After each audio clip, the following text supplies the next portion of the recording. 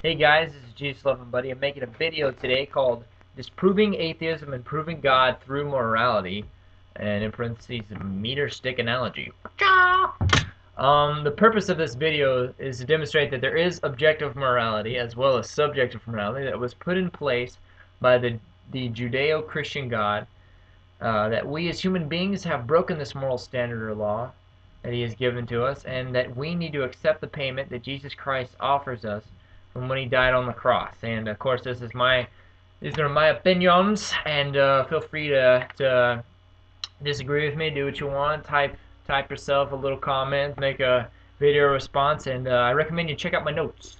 Check out my notes on the sidebar. Very important. Check out my notes because I got certain things italicized in them, and it's easy to read. And you can just follow along with me and all that jazz, and you can. I think you'll get a better grasp of what I'm saying here. Okay, let's define objective. Objective, relating to or existing as an object of thought without consideration of independent existence, used chiefly in medieval philosophy, of relating to or being an object, phenomenon, or condition in the realm of sensible experience, independent of individual thought, key point, and perceptible by all observers, having reality independent of the mind. That's another key thought. That means key thought. And now I'm going to define subjective. Peculiar to a particular individual, personal, modified or affected by personal views, experience, or background. See, that's more like I think, I feel, but objective is, it's just shabam, there it is. There's nothing nobody can do about it. So in the terms of morality, which is the difference between right and wrong, there is both subjective and objective morality, in the sense that there is a right and wrong, and there's nothing anybody can do about it. And then there's also, well, how do I feel about that being right and wrong, and that kind of stuff. But in the sense, subjective morality is based on objective morality, as I said. Objective morality in this sense is a standard to which we discuss morality, and subjective morality is more of a person's viewpoint on the objective standard of morality put in place. Therefore, if objective morality did not exist, there would not be subjective morality, because there would be nothing to base your opinion upon. Keep in mind that there is no other way objective morality could have come into place than by a God, because the only way to place a set of rules is to distribute punishment when those rules are broken.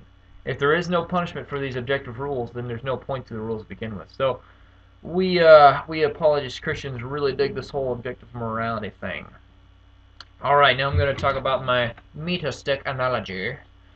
Using a meter stick is a perfect example of this, example for this, because like objective morality that has a standard, there's also a standard in how we measure things. So when I tell a carpenter that I need a block of wood that is 2 meters by 3 meters, he knows exactly what I'm talking about. Much like if I say murder, rape, and theft are all wrong, everyone knows what I'm talking about because they go back to their objective moral standard that God has given them. They know those things are evil. Thus, there is no disagreement to how to measure like 5 meters, but there's no disagreement in saying murder, theft, and rape are wrong. People try and argue that there is no objective morality, but only subjective morality. But which I said earlier is not possible, because you can't refer to a standard and then say the standard does not exist. They will say something to the effect of, well, I perceive good and evil this way, and that's how I know what good and evil is for me. But if there is no standard, how can they say something is good or evil at all? It's like saying,